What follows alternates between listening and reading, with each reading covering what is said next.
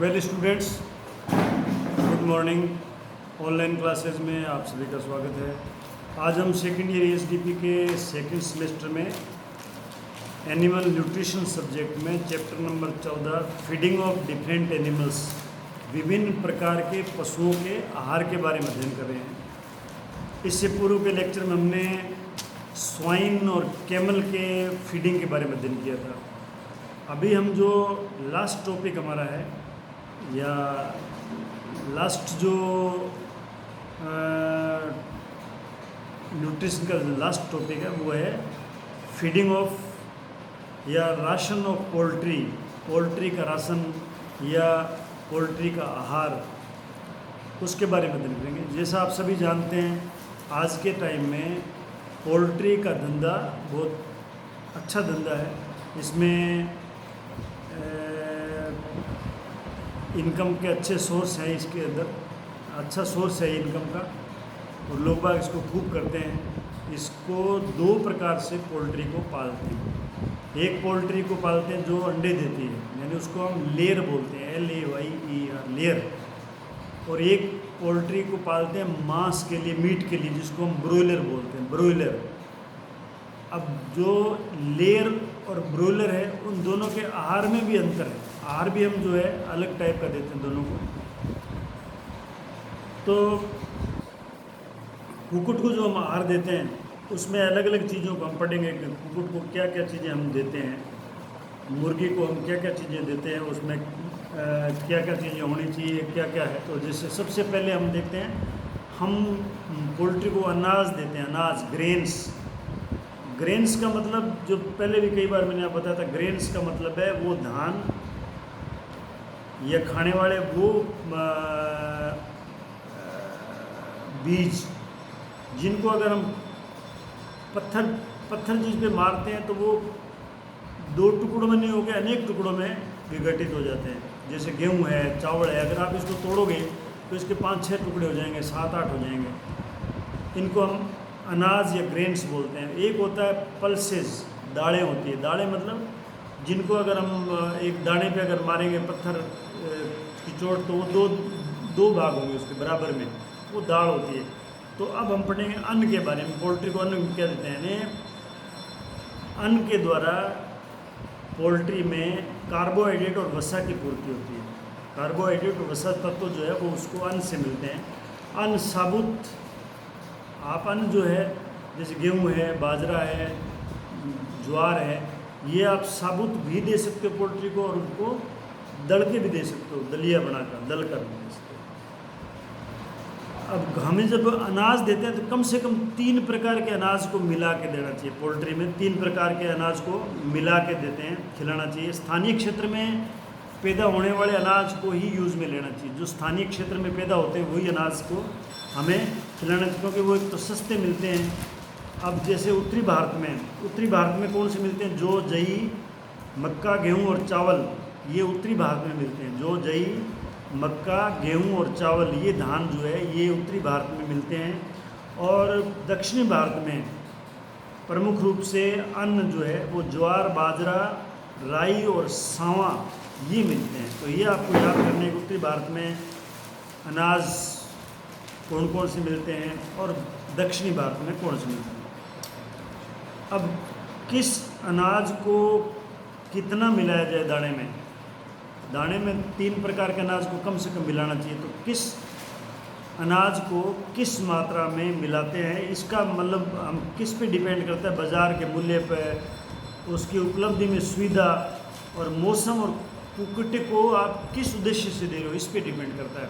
किस उद्देश्य का मतलब है, आप मीट पर्पज़ के लिए पोल्ट्री पाल रहे हो या अंडों के लिए पाल रहे हो। सेकंड जो आहार देते हैं वो है तो दलिया या खिचड़ी। खिचड़ी को मिक्सचर बोलते हैं, दलिए को मैश बोलते हैं, MASH, मैश। यानी ये अनेक अनाजों एवं उनके सप्लीमेंट्स, जैसे अन्न का चूरा, अन्न की भूसी या चोकर, विभिन्न प्रकार के खड़े, खनिज, लवण तत्व एवं पशु उत्पाद, एनिमल बाई प्रोडक्ट, उनको मिला के जो बनाते हैं, जिसको दलिया या खिचड़ी बोलते हैं। इसको खिलाने का उद्देश्य पशुओं को प्रोटीन की आपूर्ति पूरी करना है। यानी दलिया और खिचड़ी क्यों खिलाते हैं? जिससे क्या उसके शरीर में, पोल्ट्री के शरीर में प्रोटीन की आपूर्ति हो सके। प्रोटीन की पूर्ति के साथ साथ दलिया और खिचड़ी जो है वो स्वादिष्ट, स्वास्थ्यप्रद एवं वो चीप होना चाहिए, सस्ते भी होने चाहिए। वो मतलब उसमें खाद्य पदार्थ जो है ना, जैसे पोषक तत्वों के साथ साथ वो चीप होना चाहिए, स्वादिष्ट होना चाहिए, सुपाच्य होना चाहिए। अब इन सब आवश्यकताओं की पूर्ति के लिए ये जो चीज़ें मैंने आपको बताया ना, दलिया, मिक्सचर जिसे खिचड़ी बोलते हैं, या अनाज है, इन सब के लिए उनके शरीर की आवश्यकता की पूर्ति के लिए पोल्ट्री को हम कई प्रकार के आहार खिलाते हैं पोल्ट्री को। वो आपको आहार जो है उनके नाम याद करने हैं, प्लस उसमें क्या क्या चीज़ें मिलती हैं जो पोल्ट्री को हम खिला सकते हैं। सबसे पहले हम पोल्ट्री खिलाते हैं ज्वार बाजरा खिलाते हैं। ज्वार बाजरा क्या है? ये जई, जोर, गेहूँ, मक्का और चावल की तरह कुक्कुटों को खिला देते हैं। मतलब जैसे हम चावल खिलाते हैं, गेहूँ खिलाते हैं, मक्का खिलाते हैं पोल्ट्री में, वैसे ही ज्वार और बाजरा भी उनको खिलाते हैं। और ये दक्षिण भारत में अधिक पैदा होते हैं। बाजरी और ज्वार जो है ये दक्षिणी भारत में ज़्यादा पैदा होते हैं और वहीं पर इनको ज़्यादा काम में लेते हैं। फिर सेकंड जो है वो आलू है। यानी आलू जिन क्षेत्रों में ज़्यादा पैदा होते हैं वहाँ पे आलू को उबाल कर या उसको छील कर, आलू को उबाल कर या उसको छील कर कुक्कुटों को, मुर्गियों को खिलाया जाता है। ये आलू जो है ये कार्बोहाइड्रेट का अच्छा स्रोत है, कार्बोहाइड्रेट का अच्छा स्रोत है। उसके बाद में आती है मूंगफली की खड़। मूंगफली खड़ क्या है? ये प्रोटीन का अच्छा स्रोत है। मूंगफली की खड़ जो है ये प्रोटीन का अच्छा स्रोत है। और दूसरे अनाजों के साथ में, दूसरे अनाज जैसे गेहूँ है, चावल है, उनके साथ ये 20 से 25% तक खड़ मिलाई जा सकती है उन अनाजों के साथ में। फिर आता है अलसी का आहार। अलसी को बोलते हैं लिनसीड, लिनसीड मील। लिनसीड मील मतलब अलसी का आहार। ये हल्की दस्तावर है। अगर आप इसको पक्षियों को खिलाते हो, मुर्गियों को, तो वो दस्तावर का काम करती है, पाचन क्रिया को ठीक रखने में सहायक है।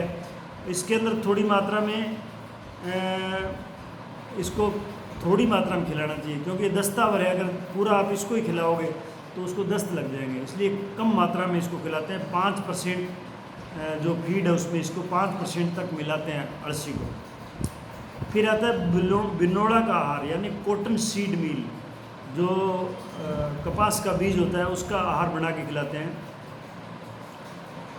ये जो बिनोड़े का बीज है ना, या कॉटन सीड मील जो है, ये कम मात्रा में खिलाना चाहिए, क्योंकि ये पक्षियों में कब्जी पैदा करता है, यानी उनको कॉन्स्टिपेशन पैदा करता है।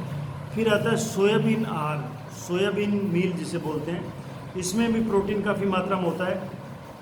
अब इसको जो है अंडा देने वाली मुर्गियों में ज़्यादातर यूज़ करते हैं, क्योंकि इसमें प्रोटीन ज़्यादा होता है। तो अंडे में प्रोटीन ज़्यादा होगा ना फीड में, तो अंडों में अंडे जो है वो ज़्यादा मात्रा में संख्या में बढ़ेंगे, अच्छा उसका डेवलपमेंट होगा। फिर आता है मांस के बारीक टुकड़े, यानी जिसको हम बोलते हैं मीट स्क्रैप, मांस के बारीक टुकड़े। यानी इसमें प्रोटीन बहुत अधिक मात्रा में होता है। मीट के जो बारीक टुकड़े होते हैं, इसमें मांस के छोटे छोटे टुकड़े जो पशु की आंत वगैरह या अन्य अंगों से तैयार होते हैं, ये जहाँ पशुओं को वध किया जाता है, बुच्चर खाने जो है वहाँ पे ये इस प्रकार के मांस के टुकड़े मिलते हैं। इनको दड़िए में मिला के और खिलाने से अच्छे परिणाम मिलते हैं पोल्ट्री को। फिर आता है मीट मील। मीट मील मतलब जो पशु मर जाता है उसको उसके अंदर जो कीटाणु है उनको निर्जर्मीकृत करके, यानी बैक्टीरिया रहित करके उनको, और बारीक काट कर दड़िए में मिला के उनको खिलाया जाता है, तो प्रोटीन का अच्छा स्रोत है। फिर आता है दीमक, जो वाइट आंट्स जिसे बोलते हैं, सफ़ेद रंग के जो दीमक होती है, दीमक का रंग सफ़ेद होता है, तो दीमक जो है वो भी मुर्गियों को खिला सकते हैं। और ये भी मतलब क्या, दीमक जो है ये भी प्रोटीन की आवश्यक उचित स्रोत है, यानी अच्छा स्रोत है प्रोटीन का। अच्छा, दीमक भी मुर्गियों को खिला सकते हैं। रेशम के कीड़े के प्यूपा, यानी सिल्क वर्म प्यूपा, जो रेशम के कीड़े हैं उनसे जब रेशम का धागा यानी जो कोकून होता है, कोकून उसको जिसमें धागा लपेटता है वो कीड़े के चारों तरफ, यानी ये रेशम का कीड़ा जो है ये अंदर से एक प्रकार का रस निकालता है जिसका धागा बनता है, वो उसके ऊपर लिपट जाता है। तो वो धागा जब निकाल लेते हैं तो जो बाकी बचता है कोकून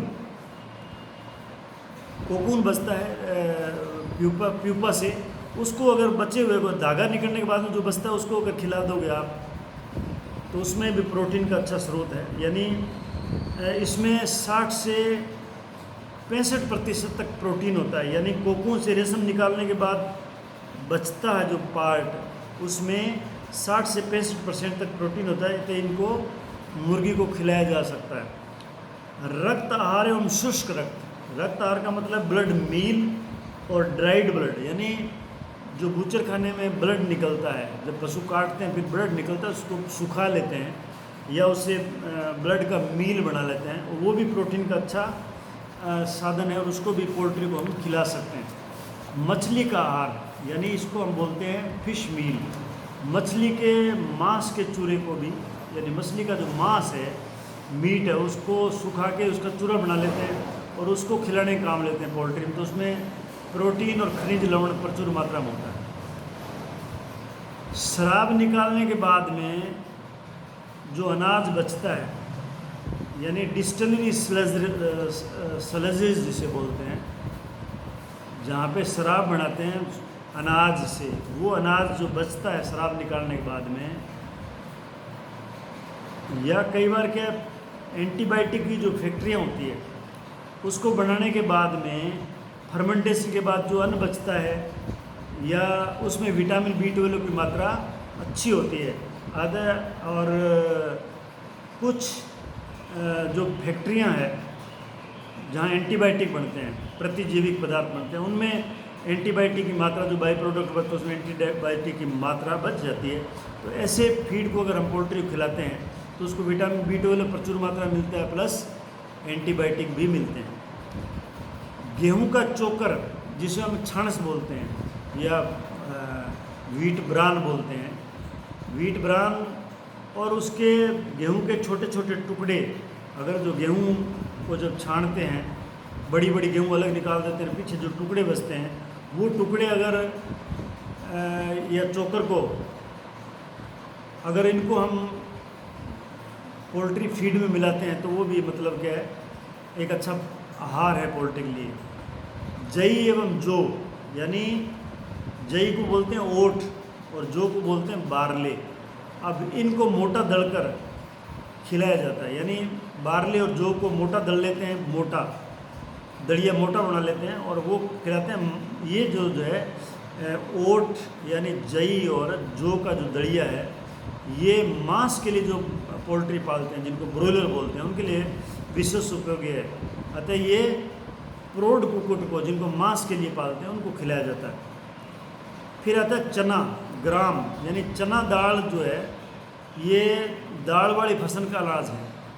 चना जो है ये दाल वाली फसल का अनाज है, इसमें प्रोटीन काफ़ी मात्रा में होती है, अतः इसको बारीक दल के मुर्गियों को खिलाते हैं प्रोटीन के लिए। फिर आता है चावल की भूसी जो है वो गेहूं की भूसी के समान ही होती है। जो गेहूं का ब्रान होता है यानी छाणस होता है, ऐसे ही चावल का छाणस होता है। और अच्छे प्रकार के चावल की भूसी और छोटे चावल के टुकड़े, छोटे छोटे टुकड़े जो है वो हम गेहूं का चोकर और गेहूं के टुकड़ों की तरह खिला सकते हैं, उनको खिला देते हैं मुर्गियों को। फिर आता है मक्का का ग्लूटन आहार, यानी कॉर्न ग्लूटर मील। इसका मतलब है कि जो मक्का है उसमें से स्टार्च बनाने की फैक्ट्रियाँ होती है, मक्के से स्टार्च बनता है। तो जो स्टार्च निकल जाता है उसके बाद में जो बाई प्रोडक्ट बचता है मक्के का, उसको कुक्कुट को आहार में प्रयोग में लेते हैं, उसको मुर्गियों के आहार में काम में लेते हैं। इसमें भी प्रोटीन काफ़ी मात्रा में होता है और इसको अनाज, पशु प्रोटीन, एनिमल प्रोटीन या ग्रेन्स में और विटामिन्स के साथ में मिला के पोल्ट्री को खिलाने के काम में लेते हैं। अब इसके बाद में आता है हरे एवं रसीले चारे। जो हरे चारे होते हैं जिनमें पानी ज़्यादा मात्रा में होता है या उसमें जो नमी ज़्यादा होती है, ऐसे चारे को रसीला चारा बोलते हैं। यदि उनको खुले मैदान में रखा जाए तो मुर्गियां अपने आप उनको खा लेती है। अगर आपने मैदान में जहाँ मुर्गियां पाई हुई है वहाँ अगर आप उनके बीच में बिछा देते हो तो वो उसको हरे चारे को खा लेती है आराम से। अगर मान लो मुर्गियों को आप भवन में रखते हो, किसी पोल्ट्री फार्म के अंदर रखते हो, बिल्डिंग में रखते हो, तो हरा चारा उसको ज़रूर देना चाहिए। यानी हरा चारा जो है मुलायम होना चाहिए, जैसे मुलायम घास है, बरसीम है, रिजका है, लोबिया या अन्य चारे जो है वो मुर्गियां बड़ी चाव से खाती है। कुछ लिक्विड्स जो है मुर्गियों को देने की आवश्यकता पड़ती है फीड में। लिक्विड्स का मतलब है ये उसकी शारीरिक क्रियाओं और जीवन निर्वाह के लिए बहुत आवश्यक है। लिक्विड जो है मुर्गी के लिए जीवन निर्वाह के लिए और शरीर की जो रासायनिक शारीरिक क्रियाएं उनके लिए आवश्यक है। इसमें लिक्विड में यानी कोई पोषक तत्व तो नहीं होता है, लेकिन ये अधिक महत्वपूर्ण है मतलब दूसरे जो कार्य करने के लिए। इसके लिए सदैव शुद्ध और ताज़ा जल पोल्ट्री फार्म में हमेशा उपलब्ध रहना चाहिए। अब इसकी पूर्ति जो है, पानी की पूर्ति, हम दूध से, स्प्रेटा दूध या बटर मिल्क और या छाछ से भी कर सकते हैं। द्रव के अतिरिक्त दूध एवं दूध के पदार्थों में प्रोटीन आदि पोषक तत्व बहुत अधिक मात्रा में होते हैं। अगर आप पानी की जगह दूध यूज़ करते हो या दूध के पदार्थ यूज़ करते हो जैसे छाछ वगैरह है, तो उसमें प्रोटीन की मात्रा अच्छी होती है, वो पोल्ट्री के लिए ज़रूरी है। फिर आता है मछली का तेल, फिश लीवर ऑयल, यानी कुक्कुट के आहार में या मुर्गियों के आहार में शार्क मछली का तेल अवश्य मिलाना चाहिए। मछली का तेल अवश्य, उन कुक्कुटों के लिए तो और भी ज़रूरी है जो पोल्ट्री भवन के अंदर रहती है, यानी जो पोल्ट्री खुली घूमती है उनके लिए इतना ज़रूरी नहीं जितना आप पोल्ट्री को पोल्ट्री फार्म में बंद रखते हो, उनके लिए फ़िश लीवर ऑयल जो है बहुत ज़रूरी है। ये शार्क मछली के लीवर में से निकलता है तेल, उसको फ़िश लीवर ऑयल बोलते हैं।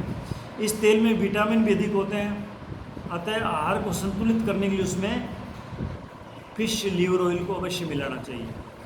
फिर मिनरल्स यानी खनिज पदार्थ, यानी मुर्गियों के खनिज पदार्थ की बहुत आवश्यकता होती है, क्योंकि ये पदार्थ उनके स्वास्थ्य एवं अंडा दोनों के लिए चाहिए। यानी इनकी पूर्ति के लिए हम जो कुछ पूरक पदार्थ फीड में मिला सकते हैं, खनिज पदार्थों के लिए कुछ पूरक पदार्थ या सप्लीमेंट जिसे बोलते हैं वो मिला सकते हैं। कैसे खनिज पदार्थ के लिए क्या क्या मिला सकते हैं? एक तो नमक है, साधारण नमक, जिसको हम नमक को जो रोटी में और सब्जी में खाते हैं उसको साधारण नमक बोलते हैं, सोडियम क्लोराइड जिसे बोलते हैं। ये एक तो आहार को स्वादिष्ट बनाता है और एक पाचन क्रिया को ठीक रखने में मदद करता है, इसलिए इसको दड़िए में मिलाकर देना चाहिए नमक को। और आहार में 1% के लगभग हम नमक मिला सकते हैं। यानी अगर 1% का मतलब ये है कि अगर 1 क्विंटल चारा दाना आपने तैयार किया तो उसमें 1 किलो नमक मिला सकते हो। फिर आता है मैग्नीज नमक। मैग्नीज नमक क्या है? ये भी कुक्कुट आहार में बहुत आवश्यक है। इसकी पूर्ति के लिए मैग्नीज सल्फेट या मैग्नीज क्लोराइड का 1 टन में 1 पाउंड के हिसाब से मिलाते हैं। यानी 1 टन जो फीड तैयार करते हैं, यानी 10 क्विंटल, 1 टन में 10 क्विंटल होते हैं, तो उसमें हम 1 पाउंड के लगभग जो है मैग्नीज सल्फेट या मैग्नीज क्लोराइड ये दोनों मिला सकते हैं। कुक्कुट को चावल खिलाते समय इस नमक के देने की आवश्यकता नहीं है। अगर मुर्गियों को आप चावल खिला रहे हो, आहार में चावल खिला रहे हो, तो फिर उसको मैग्नीज नमक देने की आवश्यकता नहीं, क्योंकि चावल खुद ही मैग्नीज नमक की आवश्यकता की पूर्ति कर देता है। तो ये आपको ट्रू फॉल्स में पूछ सकते हैं कि अगर मुर्गियों को आप चावल खिला रहे हो तो क्या उसको मैग्नीज नमक देने की आवश्यकता है? नहीं है, उसको देने की आवश्यकता है।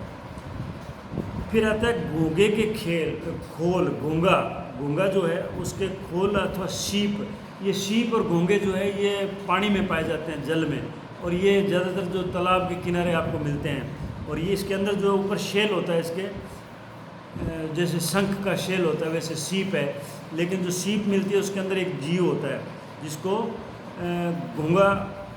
घोंगे का खोल या सीप का खोल, इसके अंदर सीप एक जीव होता है। तो अगर ये जो शेल होते हैं ना, इसको घोंगे का शेल ईस्टर शेल बोलते हैं या इनको रिवर शेल बोलते हैं।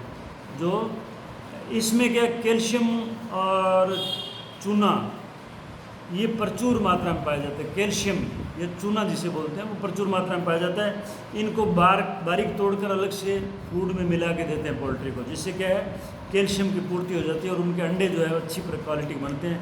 अंडे पे अंडा जो बनता है तो उसके ऊपर जो कवरिंग होती है वो मजबूत बनती है। फिर आता है हड्डी का चूरा, यानी उसको बोलते हैं बोन मील। बोन मील का मतलब है कि इस बोन मील यानी हड्डी से जो चूरा जो फीड बनाने का काम आता है उसमें कैल्शियम और फास्फोरस की आवश्यकता की पूर्ति पोल्ट्री में हो जाती है।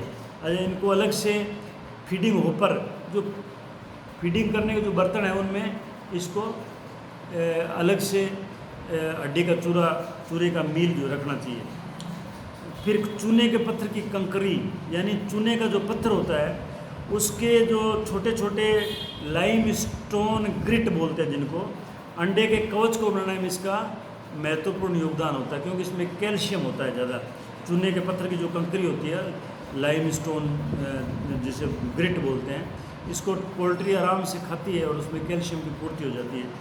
फिर आता है कंकड़, यानी पोल्ट्री एक ऐसा जानवर है जिसको हमें कंकड़ खिलाने पड़ते हैं। कंकड़ यानी इसकी आंत में जो इसकी डाइजेस्टिव ट्रैक्ट है उसमें एक पार्ट होता है गिजार्ड। ईसोफेगस के बाद में एक पार्ट आता है गिजार्ड, स्टोमक से स्टोमक का पार्ट है ये मान लो। उसमें क्या करते हैं कि वो जो पार्ट है ये गिजार्ड जो है मस्कुलर पार्ट होता है, इसमें मसल्स होती है और वो मूवमेंट करती है। जब इसमें पत्थर के टुकड़े मिला देते हैं तो वो उस भोजन को पीस देता है, एक प्रकार चक्की का काम करता है। इसको चक्की भी बोलते हैं, पीसनी भी बोलते हैं। तो इसके लिए पत्थर के कंकड़ अथवा अन्य छोटी छोटी कंकरियाँ जो है वो होपर में, जिसमें खाना भोजन डालते हैं, उसको फीड डालते हैं, उसको होपर बोलते हैं, उसमें डाल देते हैं तो वो खाते हैं साथ में, तो उसके गिजार्ड में जाके पाचन क्रिया में सहायता करते हैं। तो ये कुछ खाद्य पदार्थ जो पोल्ट्री को हम खिलाते हैं। अब हम देखते हैं चूजों का आहार, चिक राशन। जो छोटे चूजे होते हैं उनका आहार क्या है, यानी चूजों को हम खाना, जो चूजा जो पैदा होता है, अंडे से जो चूजा निकलता है उसको 36 घंटे बाद में, जैसे अंडे से निकलता है चूजा, उसके 36 घंटे बाद उसका फीड आरंभ किया जाता है, उसको खाना देना आरंभ करते हैं। यानी पहले 3 दिन तक तो उसको मक्का का महीन दाना उसको खिलाते हैं, चाहे उसको पानी में भिगो के नम कर लेते हैं, फिर उसको खिलाते हैं ताकि चूजे के गले में वो फंसे नहीं, अटके नहीं। इसके बाद फीडिंग होपर में और पानी वो वाटर फाउंटेन है उसके अंदर उसको देना चाहिए, उसको मतलब उसको खाना जो है फिर उसको फीडिंग होपर में देते हैं। मुर्गियों का आहार निर्धारित करने के कुछ सिद्धांत हैं। मुर्गियों का आहार जो निर्धारित करते हैं किस प्रकार का आहार देना है, उसके कुछ सिद्धांत हैं। वो क्या है, एक तो हमें मुर्गियों को जो आहार देते हैं तो हमें मुर्गियों के आहार तंत्र की संरचना और कार्यविधि का संपूर्ण ज्ञान होना चाहिए। हमें मुर्गी के आहार तंत्र यानी जिसका डाइजेस्टिव सिस्टम है उसकी कार्यविधि और संरचना के बारे में पूरा ज्ञान होना चाहिए। मुर्गियों के लिए पोषक तत्वों की आवश्यकता की गणना करनी चाहिए। हमें पोषक तत्व कितने उसकी गणना करके ही उसको आहार देना चाहिए। आहार में प्रयुक्त अवयव, जैसे मैंने अभी आपको बताया मीट स्क्रैप है या मान लो ओस्टर शेल है, घोंगे के वो जो शेल है, या उसको ग्रिट पत्थर के टुकड़े देते हैं, या उसको बिनोड़े का वो मील देते हैं या ब्लड मील देते हैं। ये चीज़ें जो है अवयवों की उपलब्धता जो है स्थानीय उपलब्धता ध्यान में रख के आहार की संरचना करनी चाहिए। अब आहार बनाते हैं तो जो चीज़ें वहाँ मिलती है वो चीज़ें हमें लेनी पड़ेगी। क्योंकि मुर्गी पालन में प्रतिदिन मुर्गी में जो बचत होती है ना, अगर मान लो एक मुर्गी के 1 पैसे की बचत हम कर लेते हैं तो वो बचत बहुत मायने रखती है। इसलिए हमें आहार जो है वो स्थानीय उपलब्धता के आधार पर निश्चित करना चाहिए। आहार में प्रयुक्त पदार्थों को ग्रहण करने में मुर्गियों को कोई असुविधा तो नहीं हो रही है, और उनकी सुविधा और आदत का विशेष ध्यान रखना चाहिए। भाई ये भी चीज़ हमें देखनी पड़ेगी। आहार में प्रयुक्त जो चीज़ें हम ले रहे हैं, आहार में प्रयुक्त अवयव आइटम्स जो ले रहे हैं, उनको मिलाने की अधिकतम सीमा का हमें ज्ञान होना चाहिए कि हम अधिकतम किस क्वांटिटी तक मिला सकते हैं। आहार में प्रयुक्त पोषक पदार्थों के पोषक मूल्य का ज्ञान होना चाहिए। जो पोषक पदार्थ हम दे रहे हैं, जो आहार हम दे रहे हैं, उसमें जो न्यूट्रिएंट्स है, उनकी पोषक वैल्यू, न्यूट्रिटिव वैल्यू का हमें ज्ञान होना जरूरी है, तभी हम उसको बैलेंस्ड राशन दे पाएंगे मुर्गी को। आहार में प्रयुक्त पोषक पदार्थों के आर्थिक मूल्य का ज्ञान होना चाहिए। जो पोषक पदार्थ हम ले रहे हैं उनका आर्थिक मूल्य भी हमें ज्ञान होना चाहिए, यानी कम कीमत वाला, आसानी से उपलब्ध होने वाला पोषक पदार्थ ही काम में लेना चाहिए, यानी उसमें पोषकता भी हो और वो आसानी से मिल सके लोकल मार्केट में, उसकी कीमत भी कुछ नॉमिनल हो, कम हो। अब हम देखते हैं कि विभिन्न आयु वर्ग के जो चूजे हैं उनका आहार कैसे है। सबसे पहले हम देखते हैं 8 सप्ताह तक के चूजों का आहार, यानी जो चूजा 1 दिन का आपके पास में चूजा आया है, जैसे चूजा अंडे से निकलता है, उसको उस टाइम से लेकर 8वें सप्ताह तक हम कैसे भोजन खिलाते हैं। आरंभ में क्या है, चूजों की वृद्धि तेज़ी से होती है। चूजे जो है आरंभ में तेज़ी से बढ़ते हैं, अतः उन्हें अच्छी किस्म का आहार चाहिए जिसमें प्रोटीन की मात्रा अधिक हो तथा जो वृद्धि के लिए उचित हो। यानी मुर्गी के बच्चे जो हैं वो पहले जो 8 सप्ताह की जो एज है उसमें तेज़ी से बढ़ते हैं, ग्रोथ तेज़ी से होती है, तो उसमें प्रोटीन अधिक मात्रा में होना चाहिए। अतः प्रोटीन युक्त खाद्य पदार्थों का मिश्रण देना चाहिए, यानी प्रोटीन युक्त खाद्य पदार्थों का मिश्रण देना चाहिए, जिसे दाना कहते हैं, जिसको हम क्या कहते हैं, कंसनट्रेट कहते हैं। और ये दाना हम कैसे बना सकते हैं, इसको बनाने का तरीका है।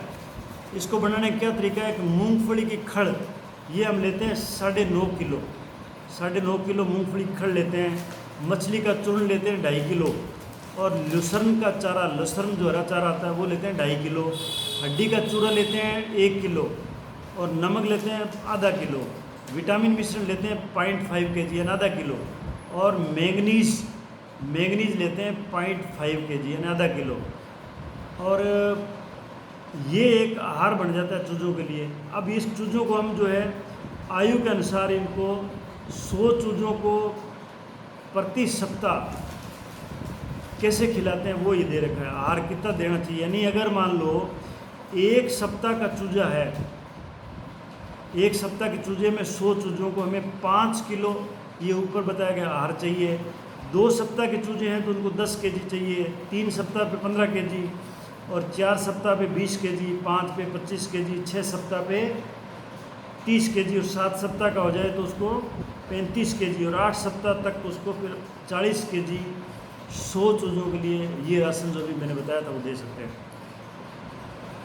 पहले चूज़ों को प्रथम 6 दिन तक, यानी जो पहले 6 दिन होते हैं उसमें उसको पूर्ण दाना ही आहार के रूप में देना चाहिए। उसके बाद उसमें अनाज मिलाना चाहिए। पहले दाना देते हैं फिर उसमें अनाज मिला देते हैं। संगमरमर के छोटे छोटे टुकड़े या चूने के कंकड़ और नदी के कंकड़ चूज़ों की नांद में सदैव रखने चाहिए। नांद का मतलब होपर, जिसमें वो उनका फीड रखते हैं, उसमें ये टुकड़े भी रखने चाहिए। इसके अतिरिक्त 7वें दिन से जब चूजे 7 दिन के हो जाएं तो चूज़ों को महीन कटा हुआ हरा बरसीम, लुसर्न या दूब घास वो भी खाने को दे देनी चाहिए। जब वो 1 सप्ताह का हो जाए तो दाने के साथ साथ उसको हरा चारा भी काट के देना चाहिए। यदि मक्खन निकला हुआ दूध, जिस दूध में से हम मक्खन निकाल लेते हैं, या उसको बोलते हैं सपरेटा, जिसमें से मक्खन निकाल लेते हैं उसको सपरेटा बोलते हैं, उसे चूजे को 7 दिन का होने से लेकर 6ठे सप्ताह तक पानी के स्थान पर पिलाना चाहिए।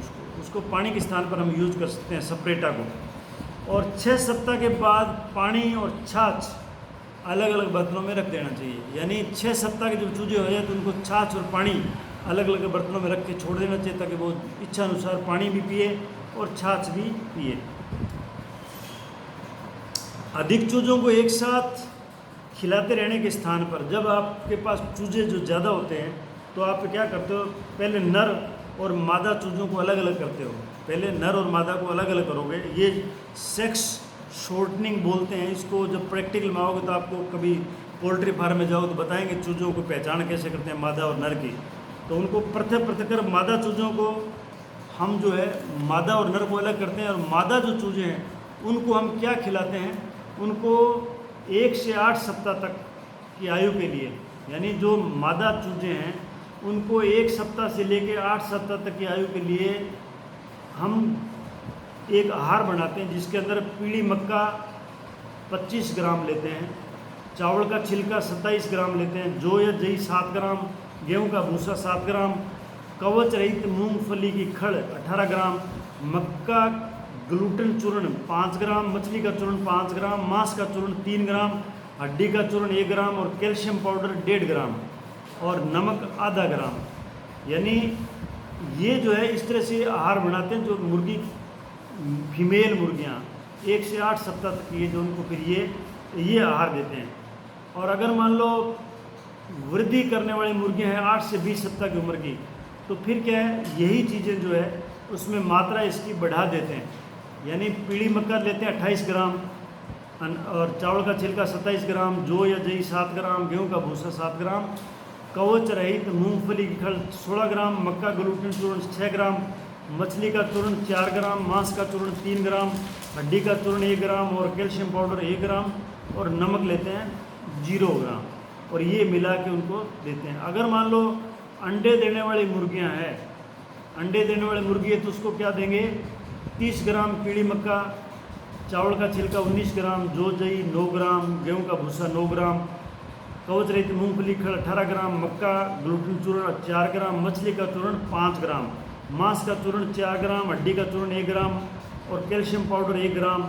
ये चीज़ें जो है उसको हम देते हैं पोल्ट्री जो अंडा देने वाली पोल्ट्री है उसको। तो ये चीज़ें जो है मैंने आपको बताई है, लेकिन ये आपको जैसे ही आपकी क्लासें ऑनलाइन ऑफलाइन लगेगी आपको इसके नोट्स अवेलेबल करवा देंगे ताकि इसको याद कर लेना।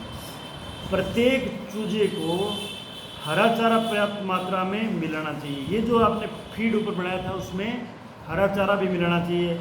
एंटीबायोटिक और कोक्सीडियोस्टेट यानी एंटीबायोटिक पाउडर भी उसमें मिलाना चाहिए थोड़े मात्रा में। और कोक्सीडियोस्टेट का मतलब जो कोक्सीडियोसिस को मारती है, कोक्सीडियोसिस पैरासाइट होते हैं पेट में मुर्गियों के, उनको मारने के लिए कोक्सीडियोस्टेट पाउडर आते हैं, वो भी इसमें मिला लेना चाहिए।